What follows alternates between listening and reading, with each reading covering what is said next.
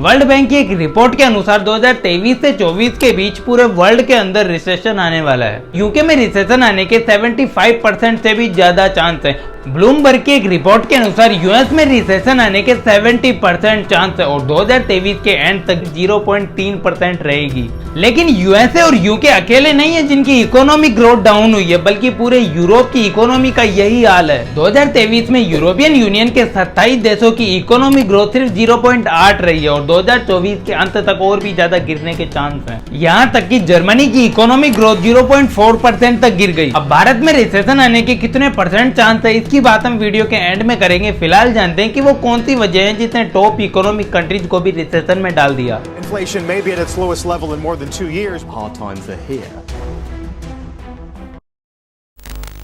World bank की global economy report के अनुसार 2021 में जब कोरोना खत्म हुआ था तो हर कंट्रीज की इकोनॉमी ग्रो होने लगी थी, क्योंकि 2019 से 2021 के बीच सभी लोग घर के अंदर बंद थे। लेकिन जब 2021 में कोविड-19 खत्म हुआ तो लोगों ने घर के बाहर निकलना शुरू किया, जिससे मार्केट, इंडस्ट्रीज और कंपनीज को थोड़ा बहुत बूस्ट मिला, जिससे इकोनॉमी भी ग्रो होने लगी। लेकिन इसके बाद कुछ ऐसा हुआ कि इन कंट्रीज की इकोनॉमी हाई से नॉर्मल हुई, नॉर्मल से डाउन हुई और डाउन से रिसेशन में चली गई। ग्लोबल जीडीपी रिपोर्ट के अनुसार पूरे वर्ल्ड की इकोनॉमी ग्रोथ 2021 में 5.5% थी, जो अगले साल 2022 में घटकर 4.4% पर आ गई और 2023 में और भी ज्यादा घटकर सिर्फ 3.3% रह गई। लेकिन ये 3.3% की इकोनॉमी ग्रोथ फिर भी काफी अच्छी है, क्योंकि इसके अंदर भारत और चाइना जैसी अच्छी इकोनॉमी भी है जिनकी 2021 से 22 के बीच इकोनॉमी ग्रोथ काफी अच्छी रही है। वरना इसमें से भारत, चाइना और अमेरिका को हटा दे तो यूरोप की ओवरऑल इकोनॉमी ग्रोथ तो सिर्फ 0.8% पर रह जाएगी। तो वो कौन सी वजह है कि भारत और चाइना की इकोनॉमी तो ग्रो हो गई लेकिन वेस्टर्न कंट्रीज की इकोनॉमी डाउन हो गई? तो इसके पीछे मेनली 3 रीजंस है जो फ्यूचर में भी इन वेस्टर्न कंट्रीज की इकोनॉमी को काफी ज्यादा इफेक्ट करने वाले हैं। पहली वजह है रसिया यूक्रेन वॉर।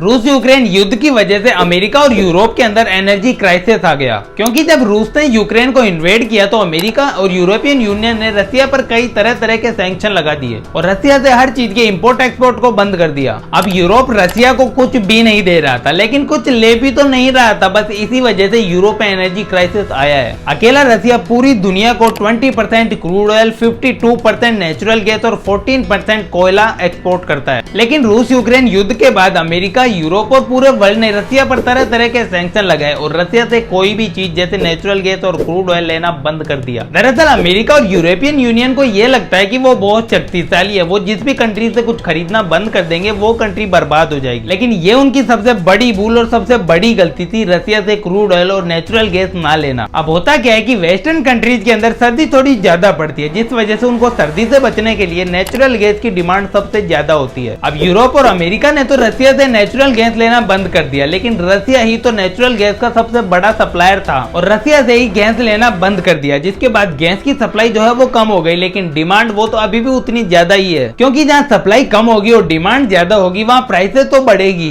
दूसरी प्रॉब्लम स्टार्ट हुई क्रूड ऑयल को लेकर। रसिया दुनिया का 20% क्रूड ऑयल प्रोड्यूस करता है और उन्होंने रसिया से ही लेना बंद कर दिया, जिस वजह से क्रूड ऑयल की प्राइसेस भी तेजी से बढ़ने लगी। लेकिन यहाँ पर यूरोप और अमेरिका को थोड़ी बहुत राहत थी कि रसिया नहीं सही तो मिडिल ईस्ट में क्रूड ऑयल दे देगा, राइट। लेकिन ये उनकी बहुत बड़ी गलती थी, क्योंकि हाल ही में सऊदी अरेबिया ने अनाउंस किया कि वो यूएस और यूरोप को जो क्रूड ऑयल देता है वो अब इस साल के अंत में से हर दिन के क्रूड ऑयल में से 1 मिलियन बैरल्स क्रूड ऑयल को कम देगा। अब पूरे वर्ल्ड के अंदर रसिया और सऊदी अरेबिया ही क्रूड ऑयल के सबसे बड़े सप्लायर है और इन दोनों ने ही क्रूड ऑयल देने से मना कर दिया। तो यूएस और यूरोप के लिए एक बड़ी दिक्कत खड़ी हो गई और क्रूड ऑयल के प्राइसेस बढ़ने लगे।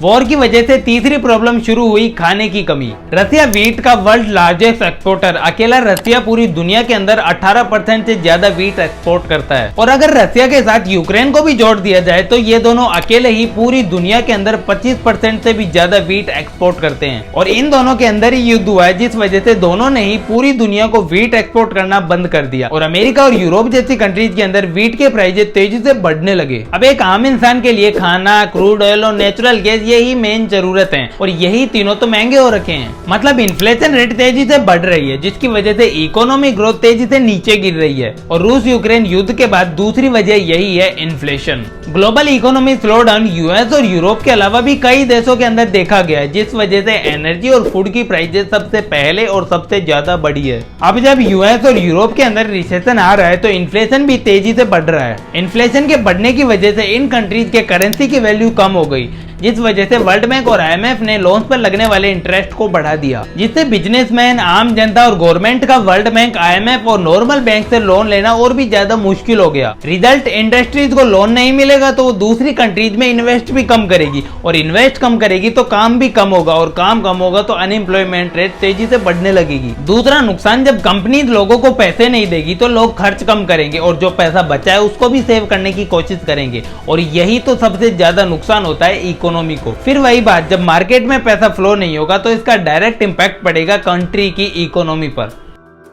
फर्स्ट रूस यूक्रेन वॉर, सेकंड इन्फ्लेशन, और अब तीसरा आता है Chinese economic slow down. China world की सेकंड लार्जेस्ट इकोनॉमी है और अब वो भी नुकसान के अंदर है। चाइना में हाउसिंग क्राइसिस और जीरो कोविड पॉलिसी के कारण रिसेशन आने के जितने चांस थे उससे ज्यादा रिसेशन आ रहा है। चाइना कोविड-19 का सबसे बड़ा हब था, जहां कोरोना ने सबसे ज्यादा तबाही मचाई थी, जिस वजह से चाइना में ही लॉकडाउन सबसे लंबे टाइम तक लगा था। इसी कोविड-19 और लॉकडाउन का चाइना की इकोनॉमी पर सबसे बड़ा असर पड़ा है। 2022 के 8 महीने पहले तक चाइना का प्रॉपर्टी सेक्टर चाइना की इकोनॉमी का 5वां सबसे बड़ा कंट्रीब्यूटर था। कोविड-19 के आने के बाद चाइना का प्रॉपर्टी सेक्टर 30% से नीचे गिर गया। तो जब चाइना की इकोनॉमी ग्रोथ डाउन हुई तो चाइना की प्रोड्यूसिंग पावर भी कम हो गई, और जब प्रोड्यूस ही कम करेगा तो चाइना एक्सपोर्ट भी तो कम ही करेगा। एक रिपोर्ट के अनुसार चाइना की एक्सपोर्टिंग पावर में पिछले 3 साल में सबसे बड़ा डिक्लाइन देखने को मिला है, और चाइना की एक्सपोर्टिंग पावर 20% नीचे गिर गई।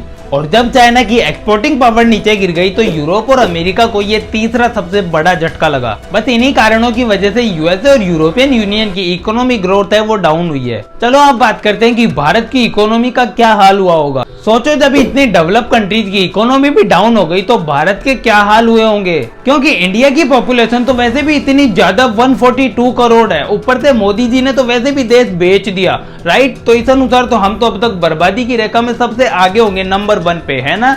रिसर्च में मुझे पता चला कि इंडिया में रिसेशन आने के 0% चांस है, 0। सोच के देखो, इन डेवलप कंट्रीज की पॉपुलेशन सिर्फ 20 करोड़ है, उसके बावजूद इनकी इकोनॉमी कोविड-19 के बाद इतनी ज्यादा डाउन हो रही है। इन हालातों में भारत, जिसकी पॉपुलेशन 142 करोड़ है, वर्ल्ड की फास्टेस्ट ग्रोइंग इकोनॉमी बन चुकी है, और देश में रिसेशन आने के 0% चांस है। तो इसके पीछे कई वजह हो सकती है। भारत पर जो कर्ज है वो वर्ल्ड में सबसे ज्यादा तेजी से कम हुआ है। दूसरा कि भारत के पास अब फॉरेक्स रिजर्व भी अच्छा खासा है, जिससे अगर रिसेशन आ भी जाए तो कोई फर्क नहीं पड़ेगा। तीसरा, फॉरेन पॉलिसी का अच्छा होना। एस जयशंकर जी किसी के नीचे दबकर काम नहीं करते। Europe has to grow out of the mindset that Europe's problems are the world's problems, but the world's problems are not Europe's problems.